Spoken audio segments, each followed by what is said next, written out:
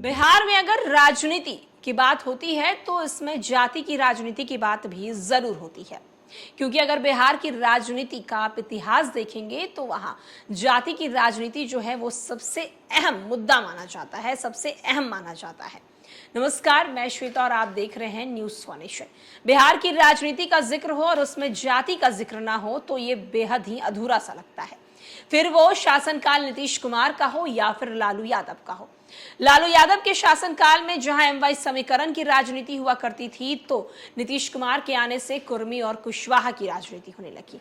और अब जो है एक बार फिर से 2024 लोकसभा चुनाव में कहीं ना कहीं जाति की राजनीति जो है वो तुल पकड़ती हुई नजर आ रही है। दरअसल लालू प्रसाद यादव कुछ प्लान कर रहे हैं, प्लान 24 चुनाव को लेकर कर रहे हैं। हर हाल में लालू प्रसाद यादव भी चाहते हैं कि आरजेडी सत्ता में आए और उनके लाल यानी कि छोटे लाल तेजस्वी यादव को सीएम की कुर्सी हासिल हो। इसके लिए लालू प्रसाद यादव हर एक रणनीति सेट करने में लगे हुए हैं। शाम दान दंड भेद हर कुछ करने को तैयार है ताकि तेजस्वी यादव उस सीएम की कुर्सी पर बैठ सके जहां लालू प्रसाद यादव कभी बैठा करते थे, जहां उनकी पत्नी तेजस्वी यादव की माता और बिहार की पूर्व सीएम राबड़ी देवी बैठा करती थी।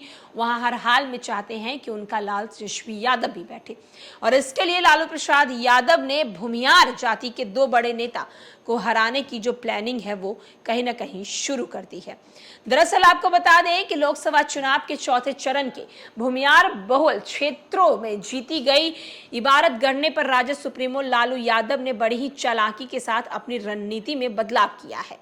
कुछ चुनावों की बात करें तो विपक्ष भी भूमियार बहुल क्षेत्रों में भूमियार उम्मीदवार उतारकर जीत की रणनीति पर कार्य करती थी, पर इंडिया गठबंधन की बिहार में कमान संभालने पर राजद सुप्रीमो लालू प्रसाद यादव ने रणनीतिक बदलाव कर सत्ता पक्ष के नेताओं को भी चौंका डाला।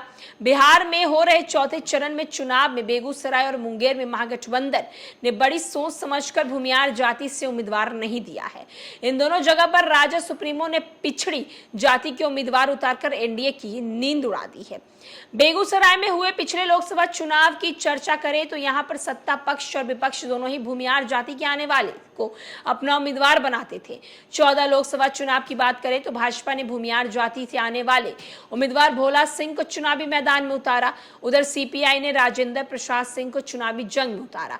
परिणाम यह हुआ कि भोला सिंह चुनाव जीत के तब भोला 4,28,227 मत मिले थे। वहीं सीपीआई के नेता राजेंद्र प्रसाद सिंह को 1,92,639 मत मिले थे।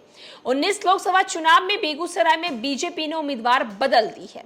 इस बार भाजपा ने अपने फायर ब्रांड नेता गिरिराज सिंह को चुनावी जंग में उतारा है। विपक्ष ने उभरते हुए नेता कन्हैया कुमार को चुनावी जंग में उतारा। भाजपा उम्मीदवार गिरिराज सिंह सीपीआई के कन्हैया कुमार को हरा दिए। गिरिराज तब 1,92,193 मत मिले थे और कन्हैया कुमार को 2,59,976 मत मिले थे। मुंगेर भी अक्सर सत्ता और विपक्षी दल दोनों ही भूमियार जाति से उम्मीदवार उतारते थे। 14 लोकसभा चुनाव में नीतीश कुमार की पार्टी जदयू के ललन सिंह को टिकट दिया था तो एनडीए की तरफ से लोजपा ने वीना देवी को चुनाव में उतारा। जीत लोजपा के उम्मीदवार वीना सिंह की हुई, तब वीना सिंह 3,92,911 मत मिले और जदयू के ललन सिंह को 2,83,829 मत मिले।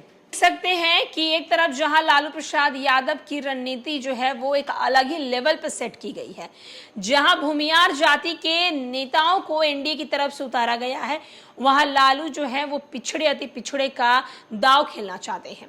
क्योंकि भूमियार जाति के उतारने के पहले लालू प्रसाद यादव बिहार में इस रणनीति को समझना चाहते हैं, इस रणनीति को जानना चाहते हैं कि आखिरकार भूमियार के सामने भूमियार को उठाएंगे तो किस तरीके से वोट जो है वो बटेगा। लेकिन अगर उस जगह पे हम नीची जाति यानी कि पिछड़े अति पिछड़े जाति को उतारते हैं तो कहीं ना कहीं उनके लिए बेहद ही फायदा रहेगा। फिलहाल के लिए इस अपडेट में इतना ही।